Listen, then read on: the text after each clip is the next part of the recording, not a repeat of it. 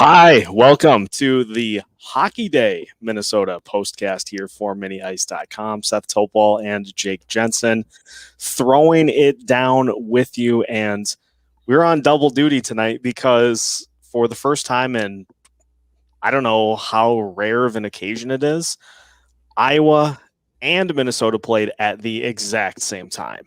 And unfortunately, Iowa didn't come up with the win. The Wild did in crazy fashion. So, first off, a little bit of a weird setup for Hockey Day Minnesota this year because there wasn't the traditional stable of hockey games going on, but still, just a fun way to celebrate the state of hockey, celebrating its best sport. Yeah, it's weird because usually it's an event somewhere. It's almost like a full day of things, but unfortunately that's just the way it couldn't be this year. So we take everything that goes into account, and we both got some pretty good games tonight. I'm a little envious that you got to watch this good game with those gorgeous jerseys, while I watched a diminished or just absolutely just bare bone Iowa team. But yeah, it was good. I got to tune in for that Dumba OT winner at the end. So it was it was glorious, man. It was a good hockey day in Minnesota. Only thing was that I didn't get out on the pond today. I know, and it was a perfect weather day for it. Maybe even a little bit too warm, but yeah, pond ice was trash just because of the whole water and all that stuff. But we don't yeah, we don't need to shred any ACLs or anything else. I don't need to submerge myself into pond water. Cycling through the comments, Tim is first up, and he of course welcomes Jake back. I mean, Jake hasn't gone anywhere. It's just that I'm a lenient co-founder of this website to where I'm okay with people having plans and things on weekends. So yeah, Jake hasn't gone anywhere. It's just I'm totally okay with the occasional day off here and there. So what up, Timmy? Stressful? Yes. We'll talk about that in a second. And Susan also chiming in. Great game. Because it was. So why don't we start with the Iowa Wild? They end up losing tonight, and from what you said, just a roster that is in transition because they don't have their full complement of players. So what did Jake pull from the Iowa Wild in their game tonight? Well, the biggest thing you pull is that is Kalen Addison. I mean, he's got guys around him that should probably be playing in the ECHL, and he's sitting here just making plays on his own, just back and forth. It's really insane to watch him. I mean, he's awesome. But the biggest takeaway, I think, is just the fact that they're seeing the unfortunate part of the taxi squad stealing their players. They were absolutely just it was kind of average hockey, something I'm not quite normally seen on I don't know. It was just boring hockey to be honest with you. And Kalen Addison made it a little bit more fun. So that was good. Barabo was actually pretty good tonight. I think his 3-0-1 start's a little misleading at times, but no, he was good, and they lost 3-2 on a couple good goals, but Kalen Addison was flying, and if anything, I took that he's the player that everyone thinks he is, so that was good. I mean, just an unreal, and I think I keyed in on this from their previous game, in that Addison is going to be playing in Iowa as long as the Wild don't have a spot for him to play. Once that spot opens up, he is taking the first bus back up to Minnesota because kid can play. Definitely play. Yeah, that kid can play. But that was pretty much it. I mean, let's talk about the Minnesota Wild and the Hockey Day Minnesota Fanatics. I mean, first of all, the jersey, it was very appealing to my eyes when I tuned in. I'm going to do, because there are no games tomorrow, I'm going to do a West Division reverse retro rankings for the entire Western Division. And I'll give you a hint. The Wild are going to be near the top because those, every time I see them live, so much better. Like, just jump in with both feet and commit to those being the full-time jerseys and change up the rest of the color scheme as well. But, like, it's too good to not use more than they're using it. Yeah, I mean, for sure. So we'll see for that moving forward. This question from Tim here is kind of right up your alley. I think you were trying to come up with nicknames for the lines and, more importantly, the salad bar line. So, okay. Oh my God. Okay, that is the nickname for the Kaprizov Zuccarello Rask line. I came up with the lettuce line, started with the Cabbage Patch Kids, went to the lettuce line. Salad bar, that's it. That's the name. There's a little bit of everything in there, you know. You got a little vinaigrette for dressing. You got some stuff there. You got options. That is so good. So Tim, we've changed that line to the salad bar, but we are going to stay with the Greenway, Eriksson Ek, and Fiala line being the Geek Squad. The Geek Squad, eh?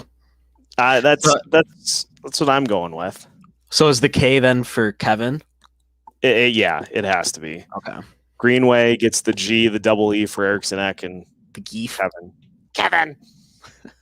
So that's what we've got. If you've got any suggestions for now, I want to key in on the Bonino, Bjugstad, and Sturm line because Nico Sturm is rapidly becoming maybe my favorite player on this Wild roster, not named Kirill Kaprizov. Because again, just flying around the ice again tonight. I want to say right now, I think Nick Bjugstad maybe is hearing some of the footsteps from Marcus Johansson getting close to being ready to return, whenever that ends up being. His play has stepped up substantially over the last couple of games. He had a great feed to Sturm for the goal tonight, and honestly, he just seemed more aggressive in pushing the puck into the offensive zone. He had a couple of shots that he took himself. So and this will reflect in the report cards tomorrow morning. I was impressed with Nick Bjugstad tonight. Just he seems like he is getting more comfortable, and I don't know if that's because of him being more aggressive, but he seems like over the last couple of games he has really become more comfortable, and that's something the Wild sorely need from those bottom two lines because they've been kind of a black hole since those top two lines were put together. Right. Yeah, I mean, everything that I saw in the highlights, I have no reason to think. And, you know, coming into this year, it's like Sturm's a player, but does he fit on the roster with just, unfortunately, the financial, you know, decisions that the owner has to do? You know, as much as you don't want that to come into play, it does in professional sports. And that was certainly the case this year. But I think he's playing his way, like you said, just into a solid top nine, forward spot, and it's going to be impossible to take him out. And then with guys like Nick Bjugstad elevating their game, it only makes guys like Johansson, when he comes back, want to play a little bit better as well. So some good competition there in the top 9, top 12. It is pretty evident, though, that everybody is trying to get their game to the level of Kirill Kaprizov, who is the best player on the ice, other than maybe Matt Dumba tonight. And, you know, he had another goal to add to his tally. He had a pass that he somehow was able to slip above the glove of Anderson, and was able to get it to, I think it was Zuccarello, for what could have been a great tip-in goal. The pass was perfect, but then there was a little bit too much traffic in front of the net. And he does things like that every single night. And we had another highlight of him just skating circles around the entire offensive zone and just leaving Kings players in the dust. He's going down and he's getting rebounds. Honestly, he is, and my Marian Gaborik experience is somewhat limited, considering I wasn't super into hockey at the time. He's the best player I've seen in a Wild uniform ever. Right. And He's a rookie. I mean, he is a bit of a mature rookie if you think about it. He's played, 5 seasons, I think, in the KHL before this.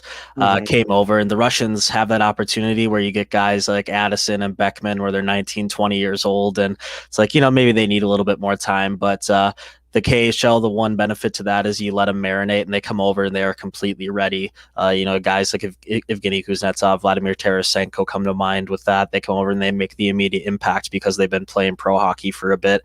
And you lead the league in scoring 2 years in a row. It's like you're going to come into the NHL feeling pretty good about yourself. So I'm glad we're seeing it, and it's crazy that it's happening with guys like Rask and Zuccarello, to be honest with you. I know. I think that just shows how good he is. He can make anyone look good. He's just insane. He's got that Sidney Crosby effect to him. This question from State of Hoppy is a good one, and honestly, I think I have come up with my answer. I think we got to go with Mikko Sturm. Mikko Sturm. I think that has the best rhyme quality to it. It is pretty cool though to see, and we might potentially have a replacement there. I mean, I don't think anyone's gonna come up to that level that Koivu once was at, just because I don't see Mikko Sturm being a captain of the team for as long as Mikko was and all that nonsense. But he's a hell of a defensive forward, and he's good offensively as well. So the thing that I've really taken to over the last couple of games, really digging in and watching, is just how underappreciated Ryan Hartman and Nikko Sturm are, because they do all those things that don't go on the box score. And I know that's super cliche, but they do all of those little kind of gritty and grimy things that you don't appreciate unless you really watch and you focus on them during the course of the game. And honestly, it's sensational. Some of the stuff that they're doing, and everybody up and down the roster. I mean, Jonas Brodin had a bat down of a loose puck right in front of Capo, and we'll talk about Capo in a little bit. But he had a bat down of a loose puck right in front of the net, just instinctually, just is able to go up and get it. Another just total team effort, and now your Minnesota Wild, first place in the West. That's crazy. That's crazy to think about. Considering really what we expected or maybe didn't expect from this roster once the season started. Just unbelievable what this team has been able to do over the last 6 games. And, I'm going to do a selfish plug here. The best thing about tonight, Matt Dumba scores just before to get the OT winner. That's a win for Paul and Jocks right there. I get a game game-winning goal there, and Capo gets the win. Wow. So that's a couple different stats there that are pretty huge on a Saturday night going into Sunday being the last day. So, and look, I'm playing Wyatt this week. So my goalies gave up 9 goals tonight. So that was fun. That's nice. Yeah. You love that on a Saturday. Shout out to Qdobin for just and he got pulled too. He wasn't even good enough to finish the game. Right. Didn't even give you a shot. He had some pretty good games before that though. He did. And it's not the end of the world. I just fall to 2 and 3. Right. Unless I make the comeback tomorrow. Cycling the puck like the Blackhawks of old, as DJ mentioned here. Honestly, this team is starting to have kind of that feel of that Chicago Blackhawks squad with early Patty Kane, Kirill Kaprizov playing that role. It's a fun comparison. Kirill kind of reminds me of Marian Hossa in the way he's just deceptive when he has the puck on his stick. I can't remember the last time the Wild have gotten respect on the power play where they have the puck on their stick and they don't have defenders chasing after them just because it's we know this guy's not going to do anything with it, so let's just go attack him and get it out of the zone. People get mesmerized when they see this Wild power play now in that top, you got guys like Fiala sitting there. You got to worry about him. Kaprizov, you got to worry about him. Even Zuccarello now, everyone you have to worry about, and especially Kirill Kaprizov, who has just been amazing. And, I feel like it's getting a little bit overblown just because it's Minnesota and we haven't quite seen a superstar ever really besides Gaborik, but it's something sensational and awesome for the fans of Minnesota to watch because they deserve it. Selfishly, it was fun to see Drew Doughty get a goal, considering how haunted he's been by Kirill Kaprizov in this so far. But yeah, it was a little bit of a tough night for Capo. I mean, the second goal he gave up, it was just a perfectly bad rebound that kicked out and right to Doughty, and he was able to plant it for the second goal. And then the third goal of the night was just a straight up knuckle puck that he went to a spot anticipating that it was going to be there, and it wasn't. And so you can only do so much as a goalie, but I mean, another win for Capo, and these goalies, like this is crazy that in this 6-game stretch, this was the worst game probably goaltending wise that they've had, other than the first game on the road trip against the Kings 4-0. But I mean, 3 goals allowed. They have not done that this entire stretch. So, you know, you're going to have that come down to earth at some point, and the Wild were able to overcome it. Yes, sir. Unfortunately, Iowa wasn't the same, but one of the teams won tonight, and it was a fun kind of makeshift hockey day in Minnesota. Regardless, it'll still have a place in our hearts. We'll probably remember this one a little bit more just because there wasn't too much going on, like youth wise, you know, like high school hockey and stuff outdoors where it usually is and stuff like that. Well, it's going to be fun to cover this in person next year. Right. That'll be a huge step. Huge step. That'll be awesome. It will be. And I think since the comments have kind of started to die down, that will probably wrap it up for our postcast here for tonight. The Wild victorious 4-3 OT. Iowa unfortunately was not. So we'll take the Wild split because both of them were a couple of Wild games. And so we've got 3 stars coming here shortly. Report cards also coming first thing tomorrow morning. So Mini Ice continues to be your premier hockey news source in Minnesota. And we'll leave it at that. Enjoy the rest of your night, and make sure to check out miniice.com tonight and tomorrow morning. Peace.